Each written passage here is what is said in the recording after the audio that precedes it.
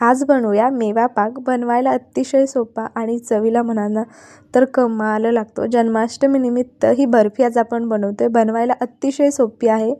तर इथं अगदी कढईमध्ये थोडंसं तूप घातलं, त्यामध्ये एक वाटीभर पोहे घातलेले आहेत. हे पोहे अगदी मस्त खमंग भाजायचे, त्याचा कलर चेंज नाही करायचा आहे, फक्त हलकेसे हे कडक झाले पाहिजेत. त्यानंतर एक वाटीनं मखाणे घेतलेले आहेत. याची क्वांटिटी तुम्ही तुमच्या आवडीनुसार कमी जास्त करू शकता. तर इथं एक वाटी मखाणे आणि एक वाटी पोहे मी घेतले होते. हे दोन्हीही आपल्याला छान असे भाजून घ्यायचेत, का तर पावसाळ्याच्या वातावरणामध्ये हे दोन्हीही जिन्नस थोड्याशा सॉफ्ट होतात, त्यामुळे हे व्यवस्थित आपल्याला भाजून घ्यायचे. हे भाजून झालं की एक भांड्यामध्ये हे काढून घ्यायचं आहे. तर मंडळी, ही रेसिपी आज आपण जन्माष्टमी विशेष बनवतोय. बनवायला जितकी सोपी आहे ना तितकीच चवीला सुद्धा अप्रतिम आहे आणि याचे गुणधर्मसुद्धा खूप आहेत. का तर अशा वातावरणामध्ये अशा पद्धतीचे जे पदार्थ आहेत ना ते खूप आरोग्यदायी असतात. त्यामुळे अशा पद्धतीचे जे फेस्टिवलमध्ये जो आपण पदार्थ बनवतो त्याचं सायंटिफिक रिझनसुद्धा खूप असतं. त्यामुळे जे सण समारंभ आहेत ते ज्या त्या पद्धतीने सेलिब्रेट केले ना मंडळी, त्याचा आनंद आणि त्याचे गुणधर्म सगळेच आपल्याला मिळतात. तर इथं पोहे आणि मखाणे भाजल्याच्या नंतर इथं मी थोडासा डिंक तुपामध्ये भाजून घेतलेला आहे. तर हा थोडासाच घ्यायचा, खूप जास्त नाही घ्यायचा. अगदी थोडासा मी 4-5 खडे याचे भाजून घेतले तुपामध्ये. हे छान फुलून घ्यायचे, नाहीतर खाताना करकर लागतात. त्यानंतर इथं मी अर्धी वाटी सुक्का नारळ जो असतो त्याला असं बारीक मी चिरून घेतलेले. तुमच्याकडे वेळ नसेल तर तुम्ही जाड जी खिसणी असते ना त्यानं खिसून घेतला ना तरीसुद्धा चालणार आहे. हा सुद्धा अगदी थोड्याशा तुपावरती हा भाजून घ्यायचा. खूप जास्त इथं तुपाचा वापर करण्याची गरज नाही. थोडंसं तूप घालून हे सगळे जिन्नस आपल्याला भाजून घ्यायचे आहेत.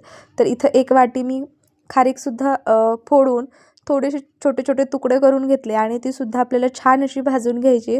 तर आता सध्या मिक्सरचं भांडंसुद्धा खराब होतं आणि जी खारीक असते ना तीसुद्धा आतून खराब होऊ शकते ना पावसामुळे, त्यामुळे ही सुद्धा व्यवस्थित फोडून बारीक चिरून त्यानंतर तुपावरती भाजायची. म्हणजे जर खराब असली तर आपण तिला काढून टाकू शकतो. त्यामुळे व्यवस्थित बारीक साफ करून चिरून घ्यायची, तूप घालून व्यवस्थित भाजून घ्यायची. भाजल्याच्या नंतर ही काढून घ्यायची. आता ही सुद्धा मस्त अशी भाजलेली आहे. आता ही सुद्धा आपण ताटामध्ये काढून घेऊया. तर आता इथं ह्या भोपळ्याच्या बिया अगदी अंदाजे आपल्या हाताच्या मुठीमध्ये जेवढ्या येतात तेवढ्या मी इथं भोपळ्याच्या बिया, तसंच मी इथं थोड्याशा सूर्यफुलाच्या बिया घेतलेल्या आहेत आणि थोडेसे काजू आणि बदाम जेवढे आपल्या मुठीमध्ये मावतील तेवढं मी इथं हे चारही जिन्नस घेतलेले आहेत. अगदी 10 ते 12 किशमिश ते सुद्धा बारीक चिरून घेतलेले आहेत. का तर हे जे जिन्नस आहे हे मी असेच घालणार आहे. का तर आपण जो मेवा पाक बनवणार आहोत ज्यामध्ये जे ड्रायफ्रूट आहेत ना ते थोडेसे खाताना क्रंची इतके सुंदर लागतात ना, त्यामुळे हे मी थोडेसे बारीक कट करून घेतलेले आहेत. जर तुमच्याकडे वेळ नसेल तर तुम्ही ही सगळे ड्रायफ्रूट अख्खेच तुपावरती भाजून मिक्सरच्या भांड्यामध्ये पल्स मोडवर जरी फिरवलेत तरीसुद्धा चालणार आहे. जर वेळ नसेल नाही चिरून घेतलं तरीसुद्धा चालेल. तर हे सगळं जिन्नस मी भाजून घेतलेले. तर तुम्ही बघू शकता अगदी हे मस्त कुरकुरीत झालेलं आहे. हाताने सुद्धा याचा चुरा होतोय. तर इतकं हे मस्त तयार झालेलं आहे. तर आता हे मी मिक्सरच्या भांड्यामध्ये अजिबात वाटून घेणार नाही, हे असंच ठेवणार आहे. आणि जे आपण खारीक, पोहे आणि मखाणे आणि जे सुकं खोबरं आहे हे थोडंसं मी फिरवून घेणार आहे. थोडंसं सुकं खोबरं मी यामध्ये फिरवून घेतलं आणि थोडंसं जे ड्रायफ्रूट आपण भाजून घेतले त्यामध्ये ठेवलं होतं, म्हणजे त्याचंसुद्धा क्रंच अगदी छान लागतो. आता हे मिक्सरच्या भांड्यामध्ये व्यवस्थित असं बारीक करून घेतले, म्हणजे खूपच एकदमच बारीक असं नाही, हलकंसं हे सुद्धा रवाळ आहे, एकदम बारीक नाही. हे बघा. आता कढई पुन्हा मी गरम करण्यासाठी ठेवलेली. यामध्ये 1-2 चमचे तूप घालायचं. तूप तुमच्या आवडीनुसार तुम्ही इथं घालू शकता.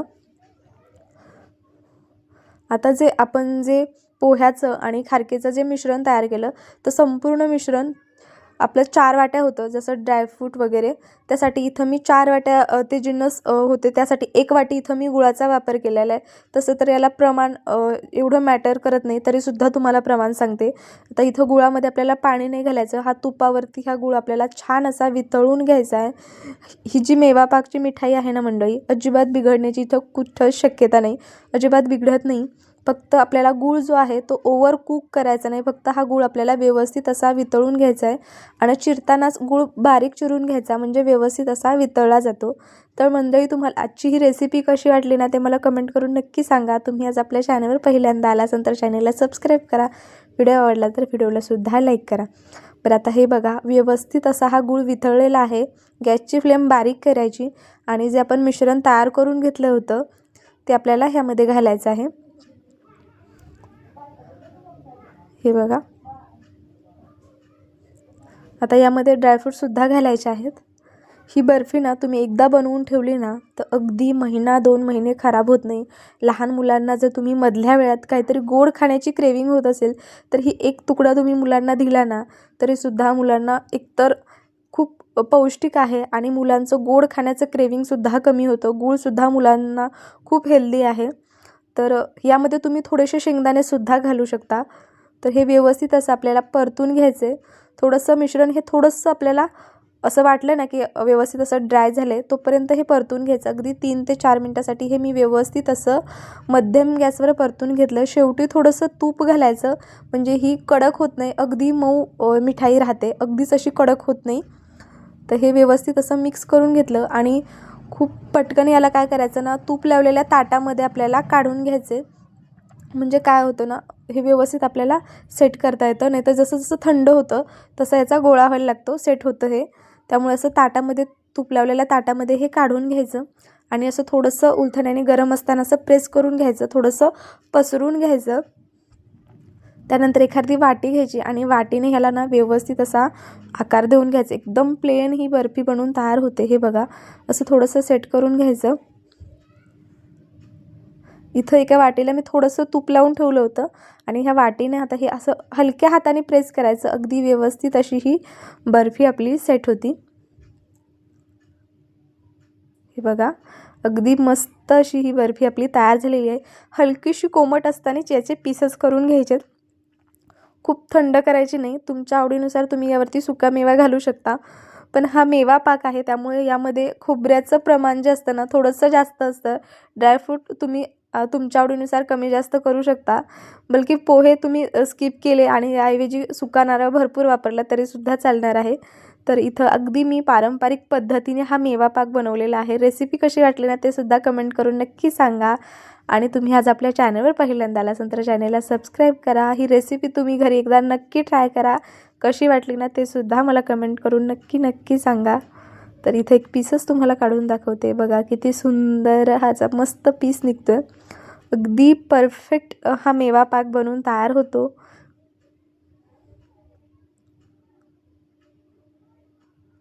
हे बघा, अगदी मस्त आहे. चला मंडळी, बाय बाय.